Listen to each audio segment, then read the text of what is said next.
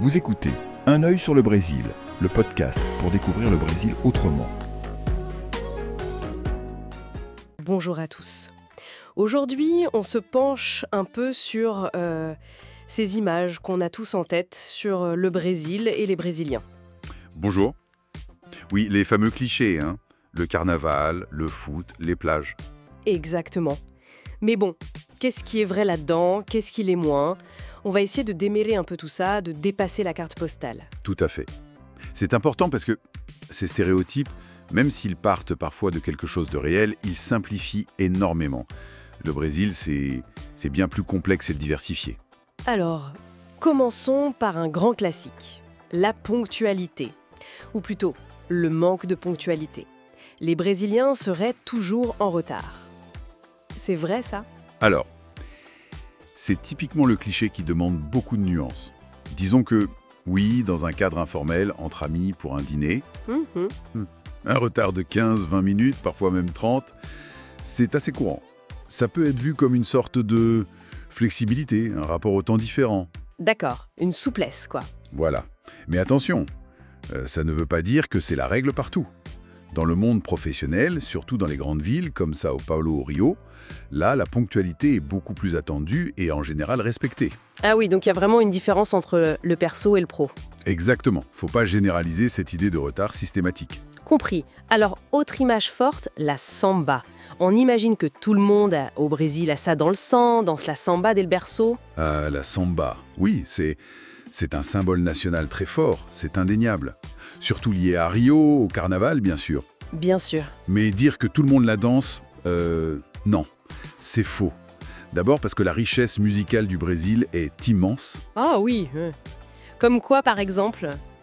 Vous avez le forró dans le nord-est, super populaire pour danser à deux. Vous avez le funk carioca à Rio, très différent. Le sertanejo, qui est une sorte de country brésilienne, qui cartonne dans l'intérieur du pays. D'accord, ok. Et même la samba. Beaucoup de Brésiliens la connaissent, l'apprécient, mais ne l'ont jamais vraiment apprise ou ne la pratiquent pas régulièrement. C'est un symbole, mais pas une pratique universelle. Donc un emblème puissant, mais pas la seule musique du pays, loin de là. Ça reflète la diversité dont vous parliez. Tout à fait. Et en parlant de symbole national, le football. Là, j'imagine que le cliché est plus proche de la réalité. Le Brésil vit pour le football. Ah là, oui, c'est quand même largement vrai. Le foot, c'est une passion nationale. Ça dépasse les classes sociales, les régions. On trouve des terrains de foot partout, même dans des petits villages. Et oui, pendant la Coupe du Monde, c'est quelque chose. Le pays peut vraiment vibrer à l'unisson, parfois même s'arrêter de fonctionner pour les matchs importants. Carrément. Mais encore une fois, petite nuance. Ça ne signifie pas que chaque individu suit tous les matchs du championnat local ou qu'il joue tous les week-ends. C'est plus une ferveur collective, un ciment culturel très fort. D'accord, une ferveur collective, c'est bien dit. Bon, changeons de registre, le climat. On s'imagine toujours le Brésil comme un pays où il fait chaud, chaud, chaud, partout, tout le temps. Et ça, par contre, c'est faux. Enfin, c'est une énorme simplification due à la taille du pays. Le Brésil, c'est quasi un continent. Oui, c'est immense. Donc les climats varient énormément. Dans le sud du Brésil, par exemple, vers Porto Alegre, Curitiba, il y a de vrais hivers. Ah bon? Oui. Les températures peuvent descendre parfois en dessous de 10 degrés Celsius, voire proche de 5 degrés. On met des manteaux, on allume le chauffage. Même à Sao Paulo, qui est plus au nord que le sud, l'hiver peut être assez frais, un pull est souvent nécessaire. Donc l'image du bikini toute l'année, c'est vraiment juste pour certaines régions côtières du nord-est ou de Rio, et encore, pas toute l'année forcément. Voilà, exactement. Faut oublier l'idée d'une chaleur tropicale uniforme. D'accord. Et pour les boissons, on pense forcément caipirinha, non? Oui, la caipirinha, elle est emblématique, c'est sûr. Le cocktail national à base de cachaça, citron vert, sucre, très bon, très connu. Mais au quotidien, ce qui domine vraiment, surtout pour se rafraîchir, c'est la bière. Très très fraîche, bingelada comme ils disent. Oui. Et aussi, énormément de jus de fruits frais. Le Brésil a une variété de fruits incroyable, donc les sucos sont partout. Sans oublier le guarana antarctica, un soda très populaire. Le guarana, ouais. Et dans le sud, il y a aussi le chimarrón, cette infusion de maté qu'on partage. Donc non, pas que la caipirinha, loin de là. Ça donne une image plus quotidienne, mon carte postale aussi. C'est ça. Dernier point, peut-être le plus subjectif, Le contact humain. On dit les Brésiliens très chaleureux, souriants, accueillants. Alors ça, c'est souvent perçu comme vrai, oui. C'est une réputation assez bien ancrée et qui correspond à beaucoup d'expériences vécues.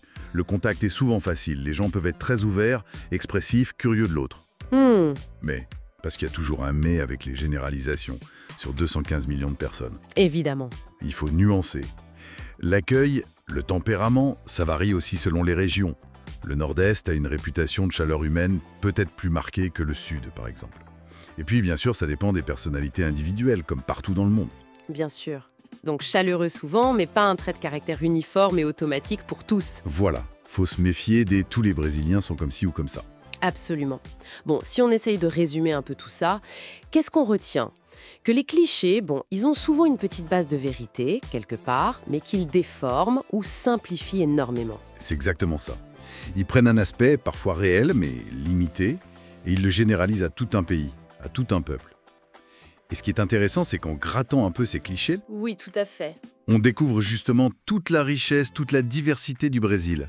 Les contrastes entre régions, les différentes cultures, les réalités sociales qui coexistent, c'est ça qui est fascinant. C'est vrai. Comprendre ces nuances, c'est finalement approcher un peu mieux ce qu'est vraiment le Brésil. Tout à fait. Dépasser l'image d'Épinal. Et ça nous laisse peut-être avec une question un peu plus large pour finir. Au-delà du Brésil, comment est-ce que notre propre regard, notre propre perception change quand on accepte de voir la complexité, les contradictions parfois d'une culture, au lieu de se contenter des images toutes faites ? Excellente question.